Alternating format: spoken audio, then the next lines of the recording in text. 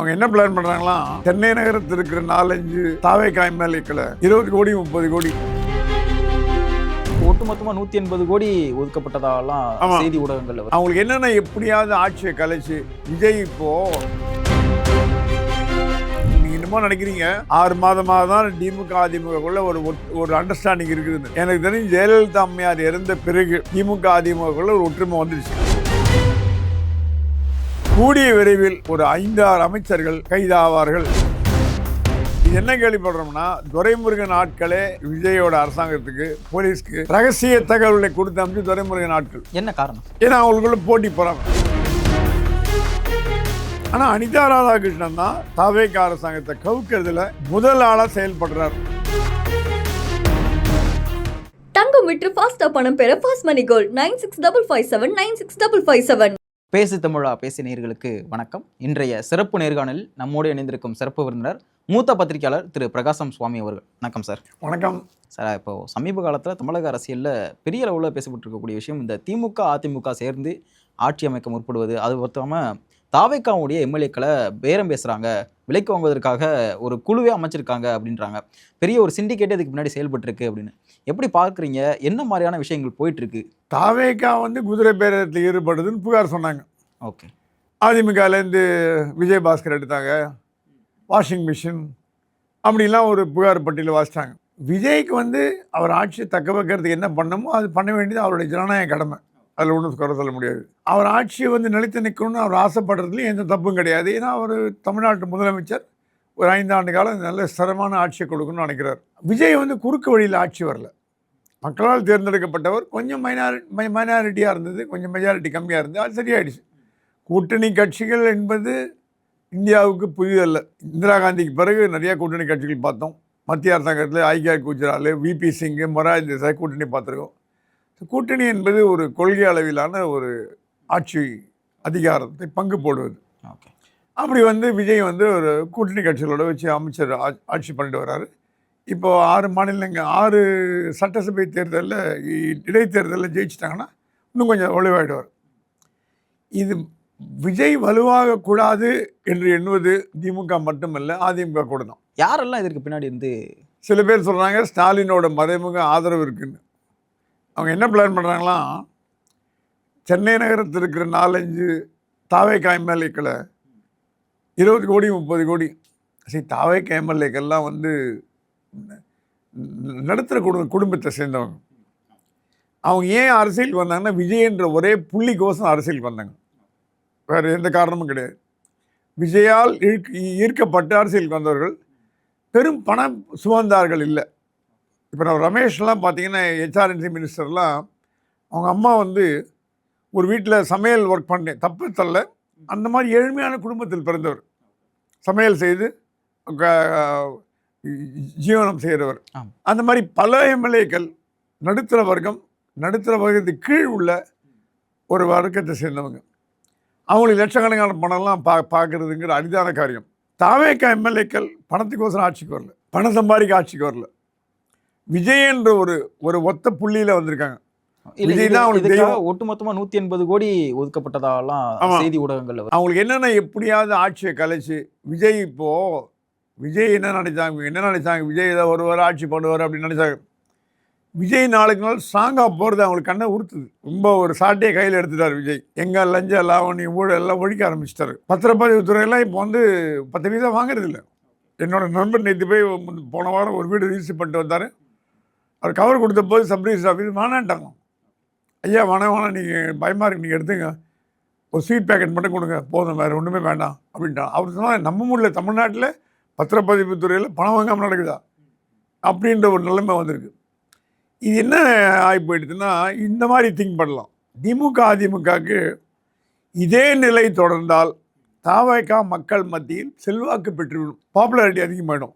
செல்வாக்கு ஒரு அரசாங்கத்துக்கு வந்ததுன்னா அந்த அரசாங்கத்தை அசைக்க முடியும். எப்படி எம்ஜிஆர் கவர்மெண்ட் செல்வாக்கு இருந்தது, அசைக்க முடியல 10 வருஷம். அந்த மாதிரி ஆயிடுச்சுன்னா திமுக அதிமுக 2 கதையும் கந்தலாயிடும். அடுத்த தேர்தலில் ஜெயிக்க முடியாது. அதற்குள்ளே ஏதாவது பண்ணி, அதனால தான் 2 மாதம் தாங்காது, 3 மாதம் தாங்காது, 1 மாதம் தாங்காது, 1.5 மாதம் தாங்காது, 3/4 மாதம் தாங்காது. நீங்கள் விடுற ஸ்டேட்மெண்ட் எல்லாமே எதுக்குன்னா, எப்படியாவது விஜயை வீட்டுக்கு அமுச்சிட்டு ஏதாவது ஒரு ஆட்சி பண்ணணும். ஓகே. எனக்கு இதில் ஒரு 2-3 கேள்விகள் கேளுங்க. இருக்கு. முதலாவதா பார்த்தோம் அப்படின்னா, சாட்டையை சுழற்ற ஆரம்பிச்சிட்டாரு அப்படின்னு நீங்க சொன்னீங்க. ஆனா, விஜயுடைய பெரிய அளவுல தாக்குதல் எல்லாமே வந்து திமுகவை நோக்கியே தான் இருக்கு. பெருசா அதிமுகல இருக்கக்கூடிய நபர்கள் மீது பெரிய அளவுல விமர்சனம் வைக்காமயே கடந்து போறாரா விஜய் அவர்கள்? பெருசா அதிமுகவுடைய முன்னாள் அமைச்சர்கள் மீது எந்த விதமான நடவடிக்கையுமே எடுக்காத மாதிரி தானே இருக்கு. ஏன்னா, இவங்கள நோக்கி தான் ஊழல் கட்சி, அந்த கட்சி எல்லாமே சொல்றத பார்க்க முடியுது. அனிதா ராதாகிருஷ்ணன் கூட சமீபத்தில ஒரு அரெஸ்ட் பண்ணாங்க. ஒரு பேச்சுக்காக தான் இவ்வளவுக்குமே பார்த்தோம் அப்படின்னா. ஸோ அப்போ அந்த அளவுக்கான ஒரு நடவடிக்கை கூட அதிமுக அமைச்சர்கள் மேல காட்டாததற்கான காரணம் என்ன? சரி, நீங்கள் பார்த்தீங்கன்னா திமுக ஆட்சியில் இருந்தபொழுது அதிமுக அமைச்சர்கள் மீது நடவடிக்கை எடுக்கப்படும், முன்னாள் அமைச்சர்கள் மீது நடவடிக்கை எடுக்கப்படும் சொன்னாங்க. ஆமா. எடப்பாடி வந்தோடனே ஸ்டாலினை கைது பண்ணி ஜெயிலில் போடுவார். ஸ்டாலின் வந்தோடனே எடப்பாடி கைது பண்ணி ஜெயிலில் போடுவார். ஒருத்தரும் ஜெயிலில் போடல. என்ன காரணம் சார்? ஏன்னா அவனுக்குள்ள அண்டர்ஸ்டாண்டிங். ஓகே. அதிமுக ஒரு அண்டர்ஸ்டாண்டிங். இப்போ மட்டும் நீங்க என்னமோ நினைக்கிறீங்க 6 மாதமாக தான் திமுக அதிமுகக்குள்ள ஒரு அண்டர்ஸ்டாண்டிங் இருக்குதுன்னு. எனக்கு தெரிஞ்சு ஜெயலலிதா அம்மையார் இறந்த பிறகு திமுக அதிமுகக்குள்ள ஒரு ஒற்றுமை வந்துடுச்சு. ஏன்னா ஜெயலலிதா கலைஞர் இரு பெரும் ஆளுமைகள் இல்லாதனால அந்த வீரியம் குறைஞ்சி போச்சு. ஓகே. ஜெயலலிதா இருந்தாலும் இந்த மாதிரி பண்ணியிருக்க முடியாது, கலைஞர் இருந்தாலும் பண்ணியிருக்க முடியாது. 2 பேரும் மறைந்த பிறகு இவங்களுக்குள்ள என்ன ஆச்சு, என்ன இருந்தாலும் பங்காளிங்க அது அவங்களே சொல்ல ஆரம்பிச்சாங்க. பங்காளிங்க நாங்கள் 2 பேரும் எங்களுக்குள்ள ஒருத்தர் சண்டை போட்டுப்போம், சேர்ந்துப்போம், நாங்களே தான் ஆட்சிக்கு வரணும், வேறு யாரும் வரக்கூடாது அப்படின்ற நேரத்தில் விஜய் உள்ள வந்து அவங்களால தாங்க முடியல. ஸோ இப்போ நீங்கள் கேட்ட கேள்விக்கு பதில் என்னென்னா, இப்போ ஏன் விஜய் வந்து திமுக எடுக்கிறாருன்னா லேட்டஸ்ட்டாக தப்பு பண்ணாங்க. இப்போ அதுக்குன்னு எல்லாரும் தூக்கி உள்ள ஒரே நேரத்தில் அதிமுக உள்ள போட்டால் வச்சுக்கோங்க, அப்போ விஜயை கொடுங்கால ஆட்சிம்பாங்க. ஸோ விஜயோட முதல் எதிரி யார்? திமுக. ஆனால் விஜய் நடவடிக்கை எடுத்துகிட்டு இருக்கார், எடுக்க போகிறார். அதுக்கு உண்டான ஏற்பாடெலாம் நடந்துகிட்ருக்கு. ஒரு அரசியல் நடவடிக்கை என்பது பழிவாங்கும் நடவடிக்கையாக இருக்கக்கூடாதுன்ற ஒரு சட்டம். பழிவாங்க நடவடிக்கை கூடாது. விஜய் எல்லாரும் நாளைக்கு அதால் விஜய் மனசு வச்சாலும் 25 எம்எல்ஏ 25 மதுரை உள்ளதுக்கு போட்டலாம். இது என்ன ஆகும்? சிம்பத்தி கிரியேட் ஆகும், பச்சாதாபம் வரும். என்னப்பா விஜய் வந்து எல்லா அமைச்சரும் ஜெயிலில் போட்டாங்களாப்பா, என்னப்பா அது என்ன அரசு அப்படின்னு கோபம் வந்துடும். அதனால் முழுமையில் நடக்கிற மாதிரி தப்பு செய்தவங்களையும் தண்டிக்கணும், அதே நேரத்தில் நம்ம வந்து ஒரு தாந்தோண்டித்தனமாக நடக்கக்கூடாதுன்னு ப்ரூவ் பண்ணுறதுனால அவசரப்படாமல் போடல. விஜய் எப்பவுமே slow and study win the race மாதிரி அமைதியாக பண்ணுறாரு. கூடிய விரைவில் ஒரு 5-6 அமைச்சர்கள் கைதாவார்கள். அதனுடைய தொடக்கம் தான் ஏவாவேலு அவர்கள் மீது வந்து வழக்கு பதிவு பண்ணியிருக்காங்க.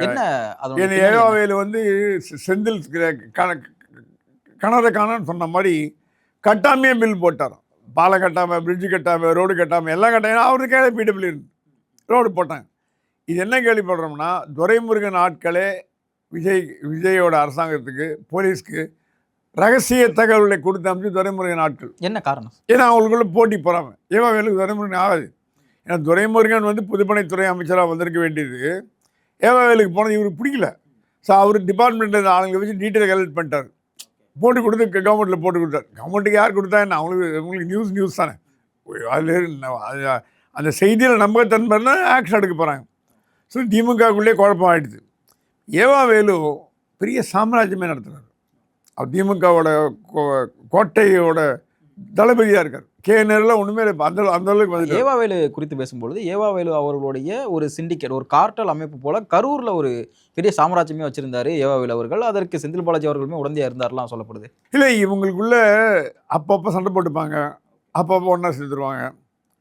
செந்தில் பாலாஜிக்கும் கேஎன்ஆருக்கும் ஆகாது, அன்பில் மகேஷ் பொய்யாமணிக்கும் கேஎன்ஆருக்கும் ஆகாது, ஏவாவேலுக்கும் துரைமுருகனுக்கும் ஆகாது. இந்த மாதிரி ஒரு உட்கட்சி போல வெளியில் திருச்சி தோளில் கை போட்டு பேசுவாங்க, உள்ளுக்குள்ள பகைமையை பாராட்டுவாங்க. இப்போ ஏவாவேலு வெளிநாட்டில் போய் ஆஸ்பத்திரியில் அனுமதி ஆகிட்டார். நீங்கள் ஒன்று வேணாம், அமெரிக்காவில் போய் உடம்பு சரியில்லைன்னு படுத்திங்கன்னா நீங்கள் 10 லட்சம் ரூபா கொடுத்தீங்கன்னா உங்களை அட்மிட் பண்ணிடுவோம் ஆஸ்பத்திரியில். அவன் என்னன்னு கேட்க மாட்டான், எனக்கு ஐ வாண்ட் ரெஸ்ட் அப்படின்னு அட்மிட் பண்ணிடுவான். அமெரிக்காவை வந்து உங்களுக்கு இந்தியா கட்டுப்படாத நாட்டு. நான் அமெரிக்கான ஒரு உதாரணத்துக்கு சொல்கிறேன். அமெரிக்காவோ, சிங்கப்பூரோ, மலேசியாவோ, ஆஸ்திரேலியாவோ ஒரு நோயாளியை வந்து ஏதாவது ஏவாவேலுக்கு 60 வயசு ஆச்சு, ஏதாவது நோய் இருக்கும், ஒரு பிபி இருக்கும், ஒரு சுகர் இருக்கும், ஒரு டயபெட்டிக் ஏதாவது இருக்கும், அதை காரணமாக வச்சு அட்மிட் ஆகிட்டு ப்ரொலாங்டாக இப்போ சென்னையிலே அப்படி தான் நடக்கிறது. பெரிய ஆஸ்பத்திரிலாம் நீங்கள் 15 நாள் தங்கினீங்கன்னா ஒரு 10 லட்ச ரூபா கொடுத்தீங்கன்னா அவங்களுக்கு வருமானம் வருது. 15 நாள் இருக்க வச்சுட்டு போவோம். அதே மாதிரி வேலு அவர்கள் சிங்கப்பூரில் பணத்தை கட்டி டாலரில் கட்டி அங்கே 5 நாள் 20 நாள் ரெஸ்ட் எடுத்துகிட்டு அதுக்குள்ளே என்ன நடக்குது, ஆன்டிசிபேட்டரி பெயில் வாங்குறதுக்கு முயற்சி எடுக்கிறாரோ ஒன்று என்ன வருது. ஆனால் அவர் எப்படி தப்பி போனார் என்பது கேள்வி. அதை நான் செக் பண்ண வரைக்கும் ரெட் கார்னர் அலர்ட் என்று ஒன்று இருந்தால்தான் வெளிநாட்டுக்கு போவதை தடுக்க முடியும். வேலு மீது ரெட் கார்னர் அலர்ட் இல்லை. வழக்கு இருந்தால் போகலாம். இப்போ கார்த்திக் சிதம்பரம் மேலே கூட வழக்கு இருக்குது, வெளிநாட்டுக்கு போயிட்டு வர்றாரு, அது ஒன்றும் தப்பு கிடையாது. 2G வழக்கு அந்த மாதிரி, ராஜா போயிட்டு வந்தாங்க, அந்த மாதிரி இருக்குது. ஸோ ஏவா வேலு வெளிநாட்டுக்கு போனது சட்டப்பூர்வமாக தான் போயிருக்கார், இல்லீகல் தப்பாக போல. ஆனால் ரெட் கார்னர் இல்லாததுனால அவர் போயிட்டார். இப்போ வெளிநாட்டில் இருந்து அவரை கொண்டு வரதுக்கு உண்டான ஏற்பாடுகளை மத்திய அரசாங்கம் மாநில அரசாங்கம் செய்யுமான்னு நம்ம பார்க்கணும். சமூக வலைதளங்களில் நிறைய பேர் வைக்கக்கூடிய கேள்வி என்னன்னா, அவர்கிட்டயே வந்து இங்கே அருணை காலேஜ் இருக்குது, இங்கேயே அவருக்கான மருத்துவமனைலாம் இருக்குது. ஸோ எதற்காக சிங்கப்பூர் வரைக்கும் போகணும், என்ன ரீசன், அதற்கு பின்னாடி வேறு எதற்கான காரணங்கள் இருக்கா? சிங்கப்பூர் சென்று ட்ரீட்மெண்ட் இருக்கிறதுங்கிறது வந்து இப்போது சென்னையில் மருத்துவமனையில் அப்போலோவில் கூட படுத்துக்கலாம், காவேரியில் படுத்துக்கலாம். காவேரி வந்து அவங்களுக்கு வேண்டிய ஹாஸ்பிட்டல். ஒருவேளை கைதாகும் அப்படிங்கிற மாதிரியான விஷயங்கள் இப்போ சென்னையிலையோ நீங்கள் மதுரையிலையோ இல்லை திருவண்ணாமலையோ ஒரு மருத்துவமனையில் இருந்தீங்கன்னா தமிழக போலீஸார் கைது பண்ணுறது ஈஸி. சிங்கப்பூரில் போய் நீங்கள் படுத்துட்டிங்கன்னா கைது பண்ணுறது கஷ்டம். அதுக்கு உண்டான சட்ட நடவடிக்கைகள்லாம் மத்திய அரசாங்கத்து ஃபாரின் அஃபேர்ஸ் மினிஸ்ட்ரியிலேருந்து போயிட்டு எக்ஸ்டர்னல் அஃபேர்ஸ் மினிஸ்ட்ரி, ஹோம் மினிஸ்ட்ரியில் போயிட்டு வரணும். இப்போது விஜய் மல்லையா என்னாச்சு, மெகுல் சோஸ்கி என்னாச்சு, நிரவ் மோடி என்னாச்சு, இவங்கெல்லாம் வெளிநாட்டில் தப்பிச்சிருக்காங்க. அவங்களை ஒன்றும் பண்ண முடியல அரசாங்கத்தால். விஜய் மல்லையா தலைகீழாக நின்று பார்க்குது 10 வருஷமாக நம்ம கவர்மெண்ட்டு, சார் மத்திய அரசாங்கம் ஒன்றும் பண்ண முடியல. அந்த மாதிரி ஏவாவேலு தப்பிச்சு போயிட்டாரா இல்லையாங்கிறது நம்ம இப்போ இவ்வளோ சீக்கிரம் சொல்ல முடியாது. இவ்வளோ too early to say EV Velu தப்பிச்சு போயிட்டாருன்னு சொல்ல முடியாது. அவர் போயிருக்கலாம், உடம்பு சரியில்லாமல் இருக்கலாம், ட்ரீட்மெண்ட் எடுத்துக்கலாம், நமக்கு என்ன நடந்ததுன்னு தெரியாமல் பேச முடியாது. ஆனால் வாய்ப்புகள் அதிகம். ஏனென்றால் அவர் அங்கேயே தங்கிட்டா கூட, இப்போ சிங்கப்பூரை விட மலேசியாவில் தங்கிறது ஈஸி. சிங்கப்பூராக கொஞ்சம் கடுமை, உங்களுக்கு அது குடியேற்றம் வந்து கடுமையாக இருக்கும் கொஞ்சம். அது கூட நீங்கள் வந்து ஒரு 50,000 கோடி ஒரு 10,000 கோடி போட்டு ஒரு பிஸ்னஸ் ஆரம்பிச்சிங்கன்னா விசா கிடச்சிடும். அது அந்த அந்த ப்ரொசீஜர் தெரில. மலேசியா அப்படி இல்லை. நீங்கள் பணம் கட்டிங்கன்னா துபாய் மாதிரி பணம் கட்டிங்கன்னா விசா கொடுத்துரும். அது இல்லாமல் டூரிஸ்ட் விசா இருக்குது, நிறைய எக்ஸ்டென்ஷன் விசா, ஒர்க் விசாலாம் இருக்குது. அந்த மாதிரி ஒரு விசா வாங்கிட்டு தங்கிட்டு இருந்தோன்னா அப்போ வந்து மத்திய அரசாங்கமோ மாநில அரசாங்கம் அவர் கைது செய்வதற்கு மிகவும் கஷ்டப்பட வேண்டியிருக்கும். சுலபமாக நடக்காது. ஆனால் அவர் செய்வாரா இல்லையாங்கிறது நமக்கு தெரியாது. அவருக்கு இங்கே குடும்பம் இருக்குது, ப்ராப்பர்ட்டி இருக்குது, வீடு இருக்குது, மனைவி இருக்காங்க, எல்லாம் இருக்காங்க. ஆகவே இதுக்கு மத்திய அரசாங்கம் என்ன செய்ய போகிறது? இது உடனடியாக இருக்குமா இல்லை நடவடிக்கை எடுக்குமா? இப்போது ஒரு அமைச்சர் தப்பிச்சு போயிட்டாருன்னா தமிழ்நாடு அரசு நடவடிக்கை எடுக்க முடியாது. ஏன்னா வெளிநாட்டு சமாச்சாரம், எக்ஸ்டர்னல் அஃபேர்ஸ், ஒரு நாடு இன்னொரு நாடு சார்ந்த விஷயங்கள் வந்து ராஜ்ஜிய உறவு. இப்போ தமிழ்நாடு கவர்மெண்ட் வந்து சிங்கப்பூர் எழுத முடியாது. மத்திய அரசாங்கத்துக்கு எழுதி மத்திய அரசாங்கம் தான் அவர் எக்ஸ்ட்ராடேஷன் பண்ண சொல்லி நாடு கடத்த சொல்லி போட முடியும். அப்போ மத்திய அரசாங்கம் என்ன நடவடிக்கை எடுக்க போகிறது? திமுகவோட தயவு தேவைப்பட்டு 30 எம்பிகள் தேவைப்படுறதா இருந்தால் சாஃப்ட் ப்ளே பண்ணுமா, தாவாக்காக எதிராக போகுமா அப்படிங்கிற கேள்வியெல்லாம் இப்போ. ஓகே, இது ஒரு புறம் இருந்தாலும் ஸ்டாலின் அவர்களுடைய இந்த பயணம் அப்படிங்கிறது, வெளிநாட்டு பயணம் அப்படிங்கிறது பல்வேறு காரணங்கள் சொல்லப்பட்டாலும் ஒரு அரசியல் கண்ணோட்டத்தோடய பார்க்குறாங்க. ஸோ நிறைய, ஏன்னா இங்கே ஆல்ரெடி அவங்களுடைய முன்னாள் அமைச்சர்கள் மீது ரைடு வழக்குகள் இப்படி தொடர்ச்சியாக போயிட்டு இருக்கும்போது ஸ்டாலின் அவர்களுடைய அந்த வெளிநாட்டு பயணத்தை எப்படி எடுத்துக்கிறது? கலைஞர் இருந்தார்னா இந்த மாதிரி போயிருக்க மாட்டார். கலைஞர் வந்து தீவிரமாக போராட்டம் நடக்கும்போது தான் தீவிரமாக இருப்பார். இது வந்து ஸ்டாலின் வந்து இந்த மாதிரி ஒரு கட்சியில் ஒரு கலக்கம் வருது, கலவரம் வருது, செந்தில் பாலாஜி அவர் பிரதர்லாம் வந்து ப்ராப்ளமாக இருக்குது அப்படின்ற பொழுது கூட இருந்து தோல் கொடுக்கணுமே தவிர, அவருக்கு உடம்பு சரியில்லாமல் ட்ரீட்மெண்ட் போயிருக்கலாம், நமக்கு தெரியாது. எதுக்கு லண்டனுக்கு போனாலும் நமக்கு வந்து அஃபிஷியலாக தெரியாது. உடல் நலம் இல்லாமல் இருக்கு, அரசியல் பார்வை இருக்குது. அது மாதிரி அரசியல் பார்வை இருக்குது. சில பேர் சொல்கிறாங்க அவர் அடுத்தது கைது பண்ணால் என்ன பண்ண தப்பிச்சுக்கிறதுக்கோசரம் போகிறாரு அப்படின்னு கூட சொல்கிறாங்க. நமக்கு உண்மையாக பொய்யான்னு தெரியாது. ஆனால் கட்சியில் கலகலப்பு ஏற்பட்டு ஒரு சூழ்நிலை, வித்தியாசமான ஒரு அசாதாரண சூழ்நிலை நடக்கும்போது தலைவரின் இருக்கை என்பது தேவை. அவரோட ப்ரெசன்ஸ் இஸ் ரிக்வயர்ட். அது மீறி போயிருக்காருன்னா உடல்நலமாக இருக்கலாம், என்ன காரணமாக இருக்கலாம் தெரியல. இல்லை இப்படி எடுத்துக்கலாமா, முன்னாள் அமைச்சர்கள் மீது இப்படி ரைடு போயிட்டு இருக்கும்பொழுது ஒரு கட்சியினுடைய தலைவர் அவர் வெளிநாடு போகும்பொழுது அப்போ இதை என்ன மாதிரி எடுத்துக்கிறதுனா கட்சி வந்து கைவிடுதா இந்த மாதிரியான முன்னாள் அமைச்சர்களை அப்படிங்கிற மாதிரி இருக்கலாம். ஏன்னா செந்தில் பாலாஜி வந்து ஒரு காலத்தில் ரொம்ப க்ளோஸாக இருந்தார் ஸ்டாலினுக்கு. இப்போ வந்து என்ன நிலைமைன்னு தெரியல. அவர் பிரதர் வந்து வந்தார்கள் வென்றார்கள் மாதிரி லுக் அவுட் நோட்டீஸ்லாம் கொடுத்துருக்காங்க. ஆமாம் கொடுத்துருக்காங்க. இது என்னன்னா, இது ஒரு வேடிக்கையான ஒரு முக்கோண பரிமாணம் ஆயிடுது. மத்திய அரசாங்கம், மாநில அரசாங்கம், திமுக மூடி ஆயிடுது. இதில் வந்து மத்திய அரசாங்கத்தின் உதவி தேவைப்படுறதுன்னா கண்டிப்பாக தேவைப்படுறது. மத்திய அரசாங்கம் இல்லை பாரதிய ஜனதா கட்சி, மத்திய பாஜக கள்ள மௌனம் காட்டுறதான்னு கேட்டிங்கன்னா வாய்ப்பு இருக்குது. ஏன்னா அவங்க ப்ளே பண்றாங்க. அப்ப சென்ட்ரல் கவர்மெண்ட் என்ன ரோல் தான் அவங்களுக்கு 30 எம்பி தான் அவங்களுக்கு முக்கியம். மத்திய பாஜகவுக்கு தேவை விஜய் வந்தாச்சு, இனிமேல் நமக்கு என்ன இன்னும் 5 வருஷத்துக்கு பாஜக வரப்போகிறதில்லை, அது வளரவும் போகிறதில்லை, அப்படியே இருக்குது, பாட்டுக்கு ஸ்டாக்னெண்ட்டாக இருக்கும். நமக்கு இப்போ இமீடியட்டாக என்ன தேவை? இப்போ இன்னும் 10 நாளில் பாராளுமன்றம் கூட போகுது. அப்போ சில பேர் சட்ட மசோதாக்களை ஏற்றுறதுக்கு 30 எம்பிக்கள் தேவைப்படும். அந்த 30 எம்பிக்கள் அதிமுக எம்பி கிடையாது. அதிமுக கூட்டணி இருக்கா இல்லையான்னு ஒன்றுமே, என்டிஏ கூட்டணி இருக்கா இல்லையா ஒன்று இருக்குன்றாங்க இல்லைன்றாங்க, புரியல. ஆகவே இந்த 30 எம்பிக்களுக்கோசரம் விலை பேசுகிறாங்களா பேரம் பேசுகிறாங்களா அதுவும் தெரியல, நம்ம சொல்ல முடியல. ஆனால் விஜயின் நோக்கம் என்னென்னா தவறு செய்தவர்கள் எங்கே இருந்தாலும் தேடி கண்டுபிடிச்சி உதைக்கணும், அதான் அவர் கொள்கை. அது உடனே பண்ணுறதுன்னு கேட்டிங்கன்னா உடனே அவசரப்பட்டு அடுத்த நாள் கைது பண்ண முடியாது. அதுக்கு உண்டான எப்பவுமே நீங்கள் பார்த்தீங்கன்னா 2Gயில் எத்தனை நாள் ஆச்சு அரசாங்கத்துக்கு, மத்திய அரசாங்கம் அவங்க நினச்சா என்ன வேணால் பண்ணிக்கலாம். அந்த ப்ராசஸ்னு ஒன்று இருக்குது, லீகல் சட்ட ப்ராசஸ்னு ஒன்று, அந்த ப்ராசஸ் பிரகாரம் போகணும். ஒருத்தர் தவறு செய்யவில்லை நிரபராதி என்று கூறினாலும் கூட 8 வருஷம் கழித்து தான் அந்த நிரபராதிங்க பட்டம், எனக்கு அப்படி தான் வந்து 8 வருஷம் கழித்து தான் நிரபராதி வந்தது. ஏன் 8 வருஷம் 8 நாளில் வரணுமான்னு கேட்கணும் உரிமை கிடையாது. நம்ம ஜனநாயக நாட்டில் சட்ட பிரகாரம் ஒரு நீதிமன்றங்கள் பிரகாரம் அப்படி தான் நடக்கும். அதே மாதிரி இங்கே சட்ட பிரகாரம் ஒரே நாளில் கைது பண்ண முடியாது. அந்த ப்ராசஸ் நியூ ப்ராசஸ் ஆரம்பிக்காது. ஆனால் அந்த ப்ராசஸை விஜய் துவக்கி இருக்கார். ஏன்னா அவர் ரொம்ப கடுப்பில் இருக்கார். அவர் அரசாங்கத்தை கவுக பார்க்குறாங்க திமுக அதிமுகன்ற பொழுது அவர் எதுக்கு சாஃப்ட் கார்னராக போகணும், தேவையில்லை. என்ன நீ வந்து காலி பண்ணும்போது நான் சும்மா இருக்கணும். அதுதான் அவர் வேணுட்டே வீம்புக்கு போல சட்டப்பிரகாரம் நடவடிக்கை எடுக்கிறார். முன்னாள் அமைச்சர்கள் மீதான அந்த வழக்கு, இந்த கைது படலம் அப்படிங்கிறது தொடரும், கண்டிப்பாக தொடரும். என்னை பொறுத்தவரைக்கும் எனக்கு வந்த தைரிய பிரகாரம் அனிதா ராதாகிருஷ்ணன் மேலே ஏகப்பட்ட புகார் வந்திருக்கு. ஆமாம், Anitha Radhakrishnan is playing the cry baby கார்டுன்றாங்க. சிறை குழந்தைலாம் அழுவும், அடிச்சுட்டு அழுவும், சின்ன குழந்தைங்கள்லாம் அடிச்சிடும், அம்மா திட்டுவாங்க. அந்த மாதிரி இவர் என்ன பண்ணுற, தப்பு பண்ணிவிட்டு இவர் வந்து சிம்பத்தி தேடிக்கிறார், அந்த மாதிரி பண்ணுறாரு. ஆனால் அனிதா ராதாகிருஷ்ணன் தான் தாவேக அரசாங்கத்தை கவுக்கிறதுல முதல் ஆளாக செயல்படுறார், அவருடைய பணம் பலத்தை வச்சு அப்படின்னு கேள்விப்பட்டேன். என்ன நோக்கம் அனிதா ராதாகிருஷ்ணனுக்கு, என்ன நோக்கம் இருக்க போகுது இதில்? அனிதா ராதாகிருஷ்ணன் கட்சியில் வந்து ஓரம் கட்டப்பட்டார். அவர் தப்பிச்சம் படித்தோன்னு வந்திருக்கார், இல்லைன்னா அவர் தோற்று போயிருப்பார்.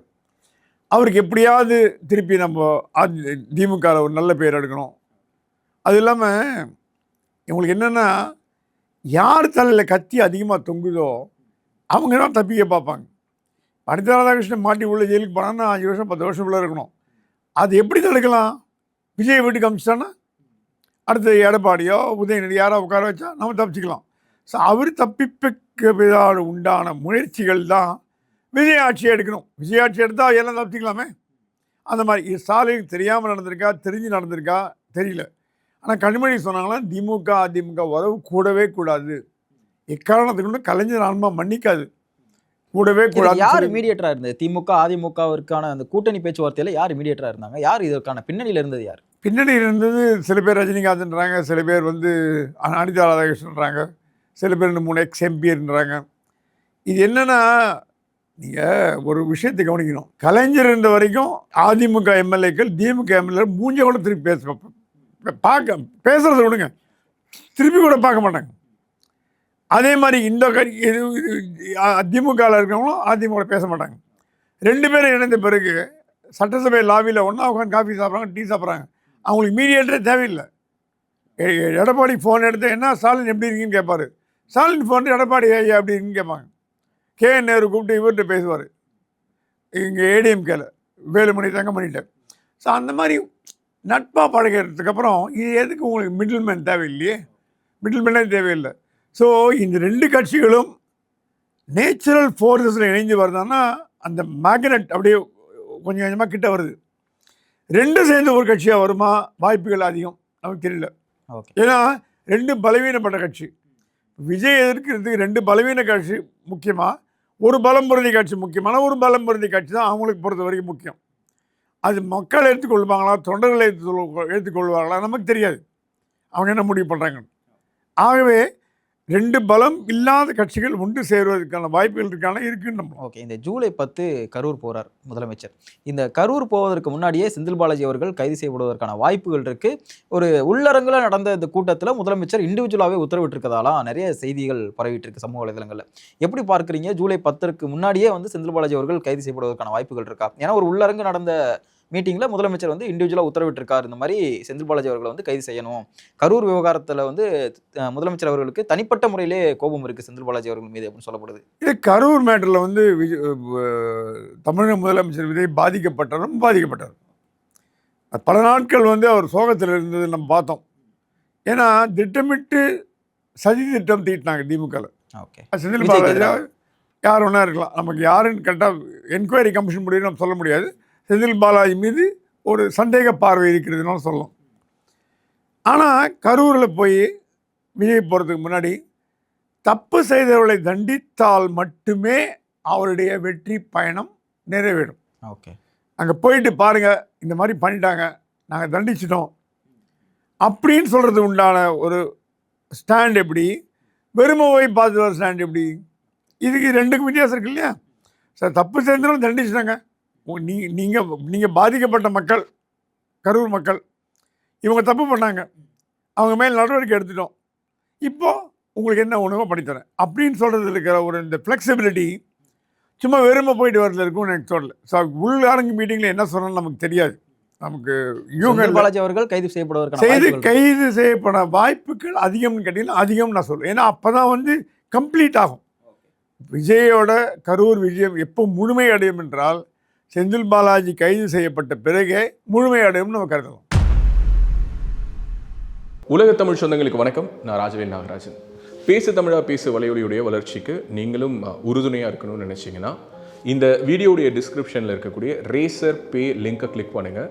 அந்த லிங்க்கில் போயிட்டு உங்களுக்கு விருப்பமான தொகையை பேசு தமிழா பேசுவனுடைய வளர்ச்சிக்கு உங்களுடைய பங்களிப்பாக நீங்கள் கொடுக்கலாம். நன்றி, வணக்கம்.